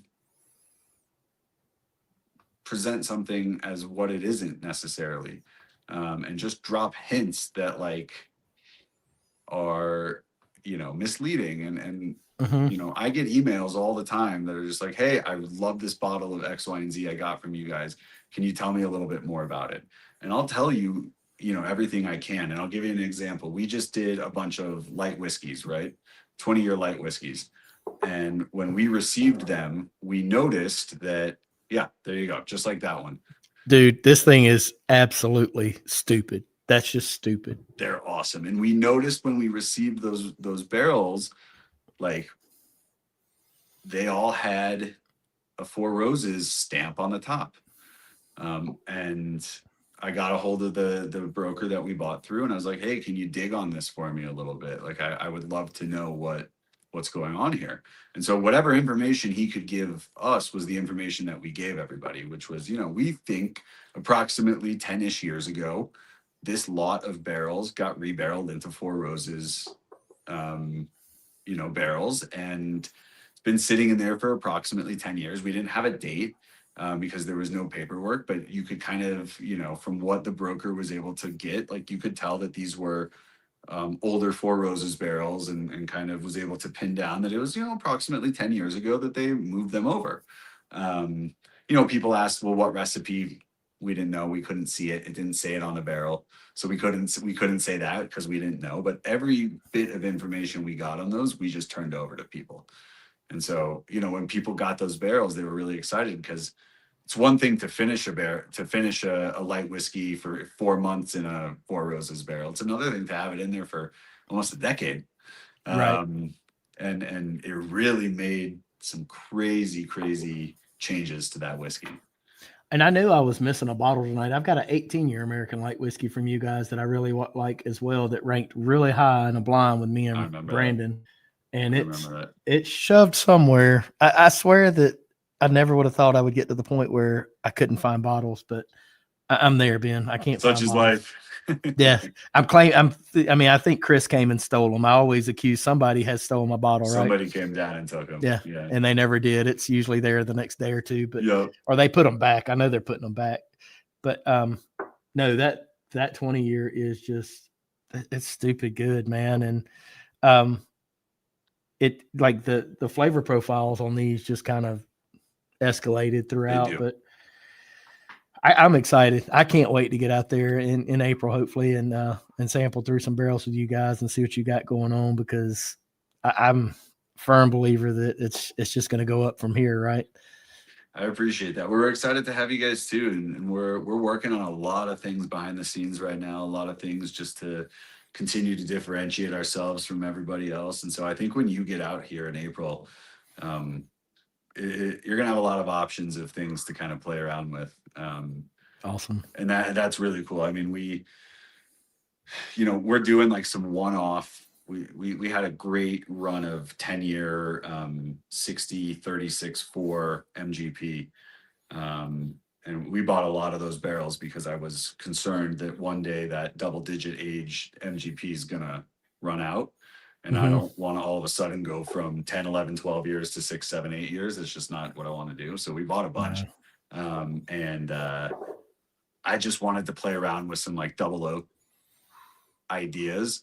So, I bought like just a one-off, like a barrel of Sazerac, like an empty, just dumped barrel of Sazerac Mash Bill 1. or Sazerac rye, or there was like a peach brandy that was in a Sazerac barrel. And I just kind of grabbed a couple of those, some Four Roses, like an OESO. And we just started putting some of the 10-year, still single barrels, just barrel to barrel into some of these double oak finishes. And, it's only been about a month. So, there's nothing to report yet, but Right. it'll be really exciting. And in about 3 or 4 months when we start to, pop those open and see what what happened. And it's like we'll work closely with groups and stores. I've got a group in Colorado that wanted to take their buff or their wild turkey barrel that they liked and finish it in a buff turkey barrel. And so we're doing that right now. That's going to be ready to release in about 3 or 4 weeks. I've got a group out of a guy out of on the East Coast, we'll say, so that way I don't give it away. And he wanted his wild turkey finished in maple. So we're doing that. We've got our I don't know if you're familiar with Two Fools, One Bourbon, but they're doing an MGP, a low rye MGP bourbon finished in a Weller Full Proof barrel. And these are just like one-off things because like I don't buy 20 of them, I buy one. So a lot of these groups are getting these like really cool one-off experiments that ended up, turning out well. And so it'll be fun to kind of see as these get passed around and people start trying them and getting into them, like, what people like, what they don't like, and it'll help us kind of like hone in on what we want to keep doing. I've got a question here, a couple. One, Chris told me to ask about the Night Rider, but then also Holmes is asking, is Onyx and Amber going to have their product available to buy in Florida, which I'm trying my rear end off to get you guys in Georgia. We'll keep working on that. But have you guys talked with anybody in Florida yet? Yeah, so we have distribution in Florida. We've done a little bit of work with Miami Bourbon Society. They're awesome. Okay. I think what people are waiting for and what we're actually about to release here in a couple of weeks is I think people are waiting for like a shelf product or a more widely available product than just the single barrels that we're putting out. So we brought in an award-winning blender. His name's Ryan Negley. He won a bunch of awards, San Francisco, Minnick, World Whiskey Awards for his blends up at Boulder Spirits. And we gave him run of the house, anything he wanted in the entire rick to make his own blend. So he finished up that blend about 3 or 4 weeks ago. We put it together. It's been marrying ever since. So we're going to have about, I don't know, maybe 1,100 bottles of that. And we're going to start then pushing that into the states that we have distribution to try to get some of our products to be, a little bit more widely available in certain areas. The other thing for people is like when we do these big blends like this, like when we did the Copper Buffalo, we'll put it up on our Instagram. And you can go to our website and you can actually buy directly off our website and get it shipped to your door in all but 5 states. Nice. And so that'll be cool. Like right now on our website for sale nationwide, all we have is our 14-year rise, which are awesome. They just sold out in Denver like 2 or 3 weeks ago. And I think there's like maybe, I don't know, 10 left on our website. And So we're going to try to keep that online store stock too, and that should help people. Cool. Yeah. But yeah, Ryan's blend is awesome. It's mostly 10 to 12-year bourbon with a little sprinkle of some wild turkey in there, a little sprinkle of some high rye 7-year bourbon. And then we actually did a bit of the first barrel that I ever bought. Which is a 12-year MGP that aged in Colorado for 6 years. So we dumped some. He wanted a little bit of that for that, and that just brought some like crazy depth and character to this blend. So I'm glad to hear that. I'm glad to hear y'all are in Florida. I'd like to eventually get some samples over to Cost Plus and try to do a pick with them. I'll talk with Reddy and just see where his interest is. But that would be fun to team up with them and do a pick with you guys as well. So Yeah, that'd be great. We're working on a few other places. We're working on Alabama. We're almost done there. You know how that goes. It's crazy. bless your heart. I That's know. all We I'll really say. want to be there though. We'd love to have you here, but I just feel for you and dealing with them. But yeah, I mean, you know the guys. Obviously, you're great with those guys over at Spot. yeah, And Shrey and Nor. Shrey's been awesome. He's always asking about what we have, and I'm just like, as soon as I get that piece of paper, man, we're coming to you. Awesome. So we're close there, and that type of stuff doesn't scare us off. Like, you know, Alabama, Idaho, some of these states that are state controlled, they take so much money, you know, and it makes it really hard on the stores, and it makes it hard on the distillers, but we just want to get our product into Alabama, so we're going to get it done. And if we have to take a cut on it, like, that's fine, because we want to get it there. You know, I hate to see that. It just shouldn't be that way. It just shouldn't, and I'll leave that at that. But yeah. To steer away from that conversation, because I'll start ranting and get on a soapbox. But There we go. This copper turkey, I've heard a lot about it over the past couple months. I never got to try it. So, what was the deal with that one? Yeah, that's a cool one. That's I call the Copper Buffalo my happy accident. So we bought we only had about 12 barrels of, at the time it was like 17, almost 18-year American light whiskey. And I don't think the light whiskey boom had happened yet, so we were a little unsure what to do with it. So we kept 4 for single barrels, and then the other 8, we were like, let's just blend them, you know, and see how it tastes. So we blended all 8 together, and they tasted good, and I was really excited about it. And then we were up in Boulder one day before we had our own space, and we were bottling up the 4 barrels of buff turkey that we had bought to sell to the Colorado Bourbon and Rye collectors, to my bourbon group.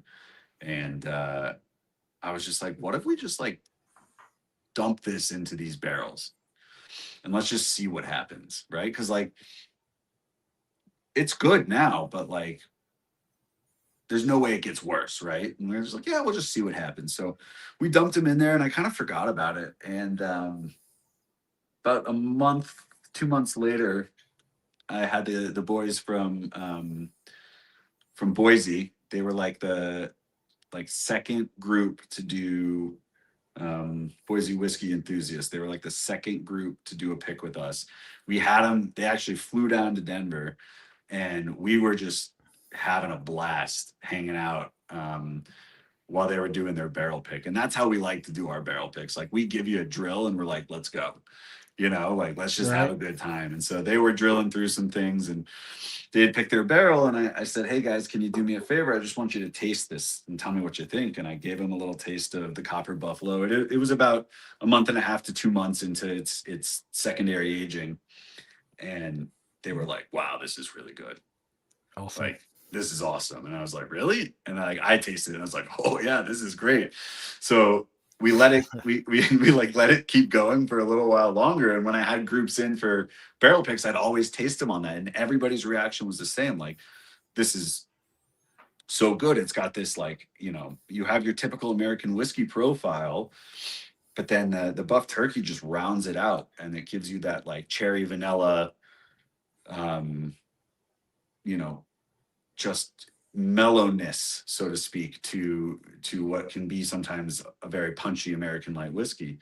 And when we decided to bottle it and sell it to people, the one thing that I really wanted to do was, like, I wanted to make it affordable. And so we just kind of like sat down and was like, you know, we're not going to try to make money. Like, you know, we just need to get our name out there. So we sold it for $75 a bottle. And wow. It went crazy. I'm sure. You know, and like now, you know, if you buy a bottle of our 20-year, you know, we're right around 120 on 20-year, 21 years, like right around 140. And we subscribe to the idea of, on a bourbon or a rye, it's $10 to $11 a year. On American whiskey, it can't be that high, because American whiskey is just cheaper. Yeah. you know. Well, it just ages differently, and like it needs more time in the barrel, so it's kind of not relative on the 10 per year kind of thing. Yeah, and American light whiskey is not. And again, you'd have to talk to the guys over at Rare Character or Penelope or other guys who are putting out American light whiskey. But certainly for us, American light whiskey is more of a brand recognition bottle than it is a moneymaker, because we sold a couple of barrels of light whiskey. We've got some 21-year light whiskey that we sent out our samples to the people who were interested. And, some of those yields are like 65 to 70 bottles per,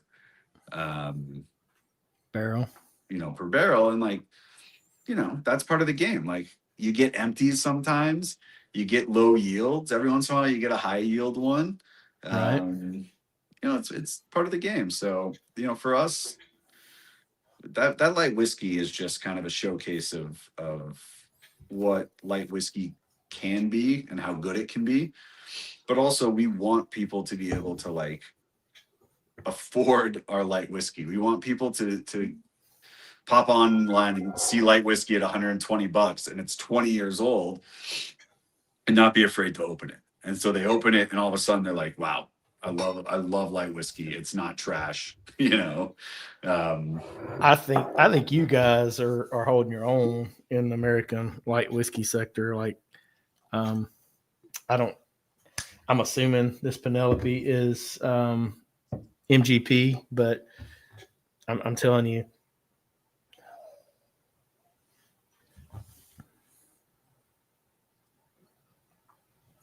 I mean that Penelope is fantastic.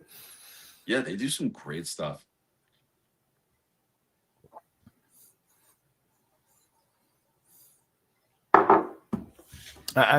Somebody else can come try that. That Penelope is phenomenal whiskey, and if I'm not mistaken, that's the 20 year as well. Yep. So that's the Penelope 20 year. It's a good bottle. Focus. It's delicious. I think the 17 year is good too, but then you've got this Bev's pick, which is also a 20 year. Yep. And I'm not going to say that, yours blows Penelope away, but it definitely has more depth of flavor and more complexity. The Penelope's fantastic. Yeah, I love it. But and I don't. You're right there with them, brother. If not killing them, like I appreciate that, and I think it's twofold. I think the first part is that the Four Roses barrel probably had something to do with that, because that Bevies did come out of a Four Roses barrel. It gave it more like darkness and depth of flavor, where American light whiskeys are usually that brighter, and that American light whiskey note, it kind of tamed it, right? Yep, exactly. And the other thing is that I think anytime that you get a good single barrel will always beat a good blend. For sure. And there's nothing wrong with that. Good blends are really, really good. And a lot of big companies, and now it's crazy to think that, the success that Penelope has had. Penelope is a big company now. Mm-hmm. When they first started, I remember them calling to, sell barrels to us and to sell single barrels to us, and nobody had ever heard of them. And they sent us a bunch of stuff and it was great. But, they're a big company now. And so, when you're a big company, you have more responsibility to put together something that is consistent. And so I think it's great for them, because they can put together this 20-year light whiskey and it's really damn good. Mm-hmm. And it's going to be consistent. And then, they let us do the other stuff. And, we can bring to market the crazy single barrels or some of the crazy finishes or things like that. And right. Penelope for me has been hit or miss in the past, like mostly miss. Like it wasn't ever bad whiskey. I think it just was young MGP that sure just didn't quite float my boat. Like, yeah, it's whiskey. Yes, it's palatable, but is it knocking my socks off? No.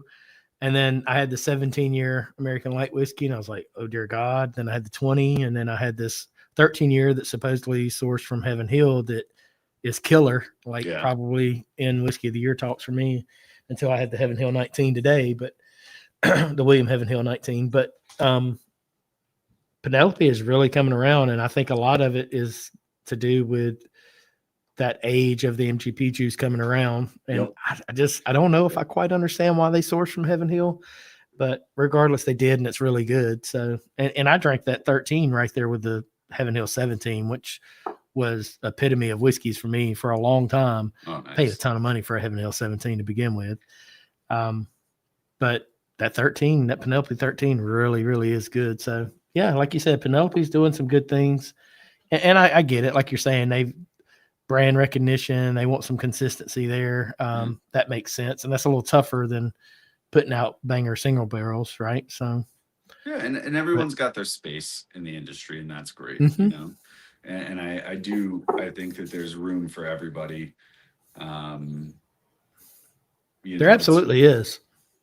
it's on the responsibility, in my opinion, it's the responsibility of the NDPs to continue to, I think, honor these distilleries and sources that they pull from. Mhm. And you know, so if we can continue to do that, I think the ecosystem stays healthy. Correct.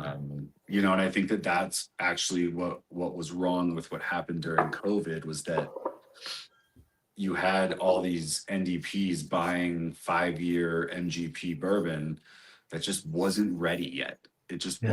wasn't there, and they were selling single barrels of it for Rushing it. $150 a bottle, you know, with like a cool sticker on it. And I think it did a disservice to a lot of those distilleries that they were sourcing from, because, Agreed.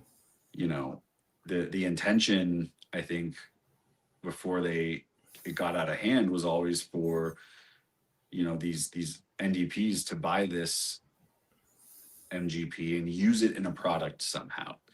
And then when single barrels became all the rage, and it was really easy to flip a barrel that you paid, you know, $3,000 for, and you could flip it, and, you know, all of a sudden you bottle it and whatever, and now you're getting $20,000 for it. It's no different than the whiskey secondary market, you know, like, Yeah. it's just, it can get a little ugly. And so, you got to have a plan. And I think the best NDPs out there have a plan that is beyond, I'm just buying MGP and flipping it to be sold again. Yeah. You know, You got to build yourself on with some type of sustainability, right? yeah, and I think I think to the guys, you know, I think to you know, Mike Hines and James Davenport down at Nashville, and what they've done to, you know, honor their relationships with these distilleries and sources, and how, you know, Nashville Barrel Company has really, you've never associated Nashville Barrel Company with any type of negative, you know, whether it would be misrepresenting something or putting out something that's not good. Like, you've never associated them with that, and that's James and you know, Michael's, you know, that's to their credit. And so they're a That's great right. one to look at. You know, I don't know if how many people are familiar with New England Barrel Company, but James Saunders, who I've known for a really long time, is probably one of the nicest guys I've ever met in this industry, and he's doing a hell of a job with, you know, honoring the distilleries and the sources that he's working with. And when you do that, man, it's just, it shows, you know. It does. It does. It's a must. It has to happen, and to keep, like you call it, the ecosystem, which is a perfect analogy.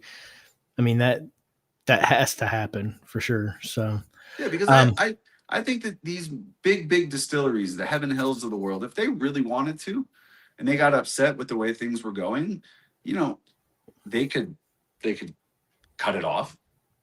You know, they yeah, could, a few of them get involved, and it cripples the whole yeah, you know, so you NDP have to, stuff.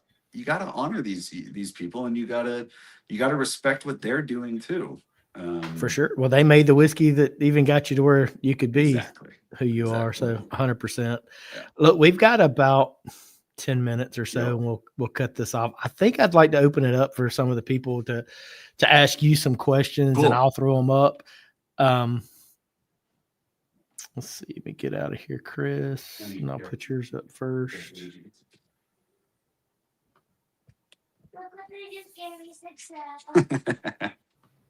So I had to give my daughter her medicine. That's all good, man. I got 3 of those little things.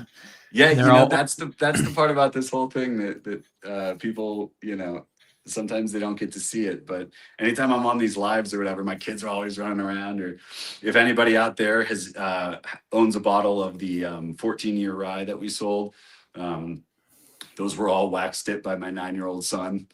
too He cool. did like 300 bottles. That's so So cool. yeah, yeah, it's really cool. So I'll open it up. Chris has the first question. What's next for the current shift in the whiskey market?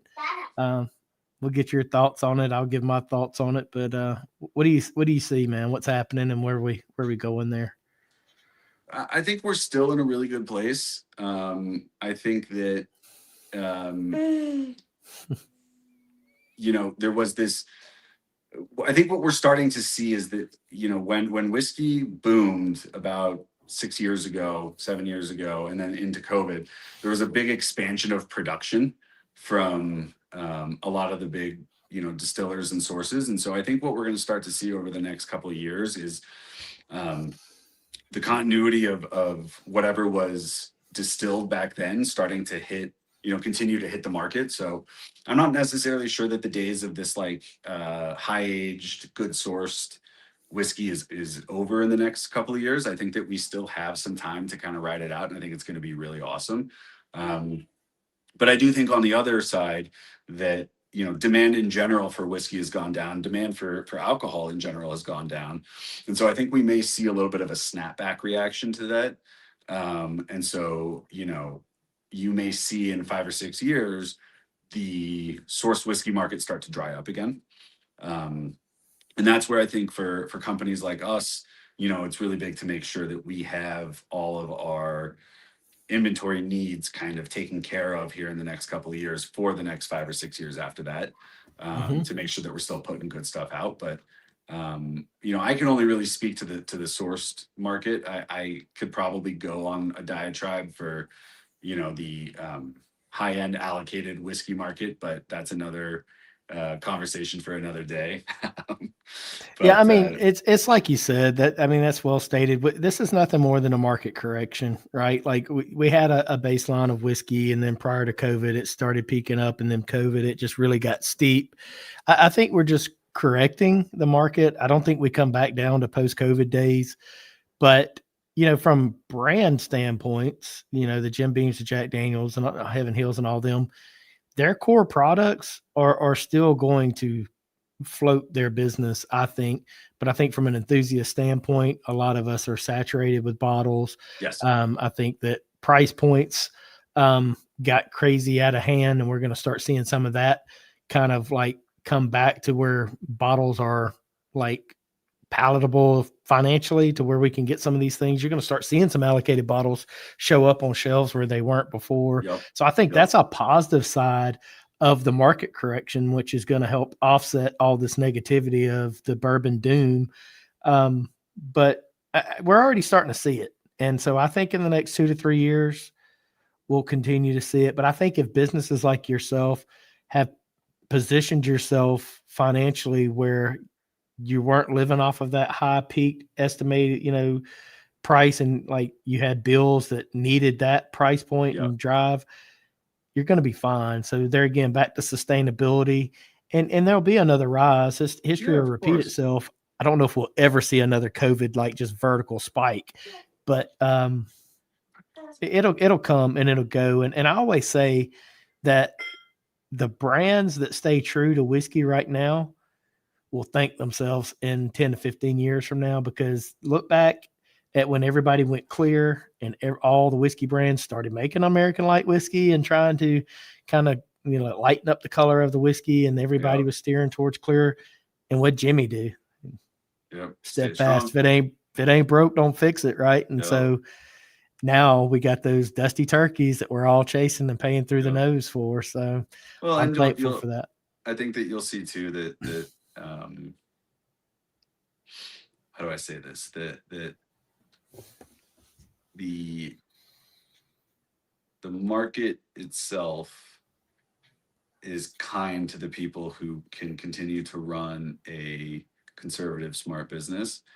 And you're seeing a lot of distilleries that had expansion in the last couple of years that weren't the big guys, but were like the smaller to medium tiered size distilleries. They're going out of business now. Mhm. And so it's you know That's sad.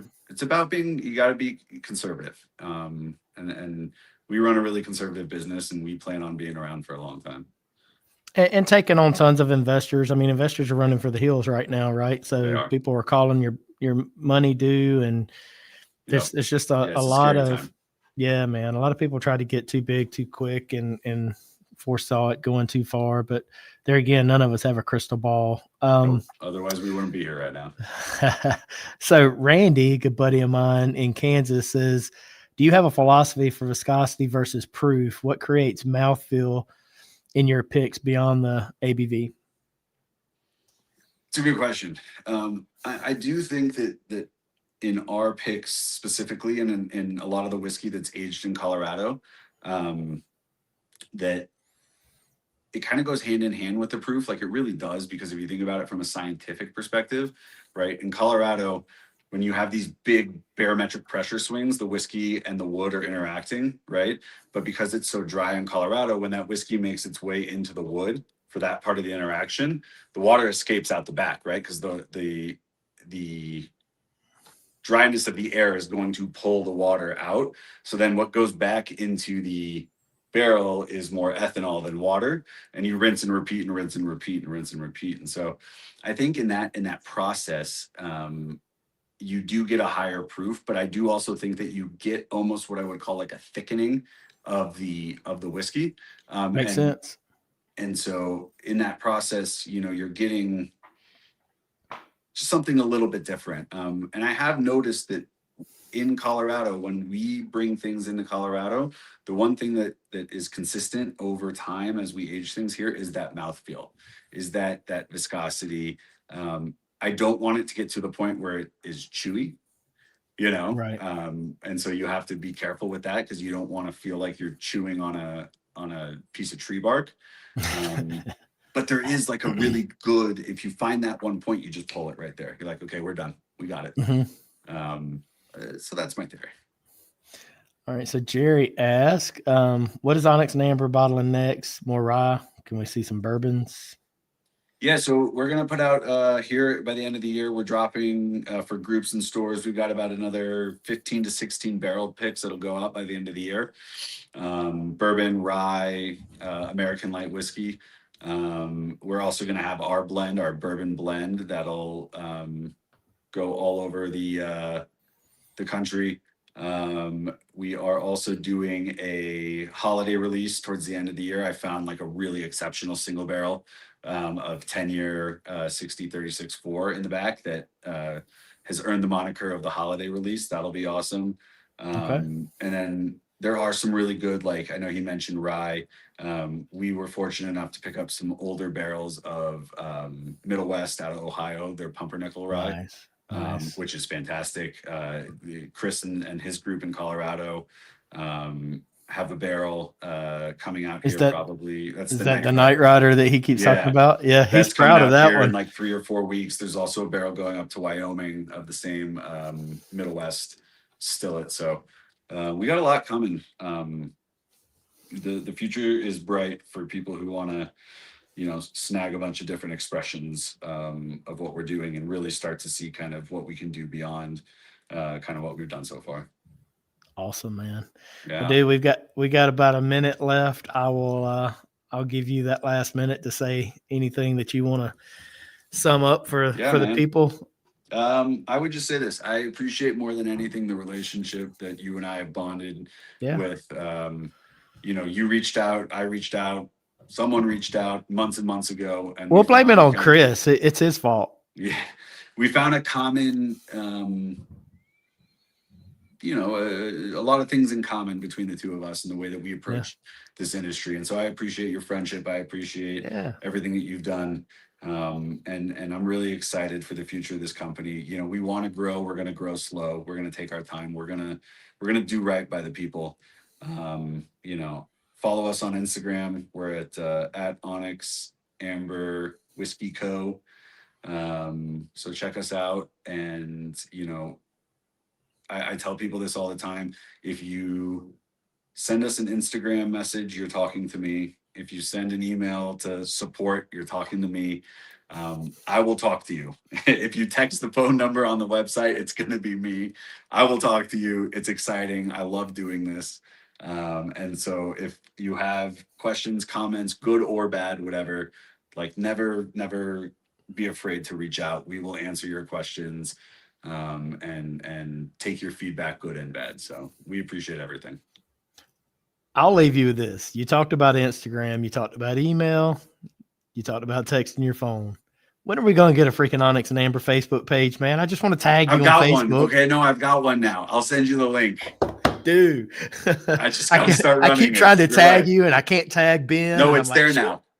Okay. Send me a message and remind me. I will. Yeah, we'll work on it. Cool. Chris, make sure I get that if I forget. Ben, dude, it's been great. I can't believe I've been sitting here 2 hours. You guys have been great. Thank y'all for tuning Thanks, in. man. Appreciate Hopefully you. y'all learned a little bit about Onyx and Amber. If you hadn't tried them, you want some, let me know. I've got plenty here. I'll share as much as I can with you guys. There again, Ben, really appreciate you and your friendship, man. Look forward to You seeing too. the brain grow. Cheers. Cheers. All right.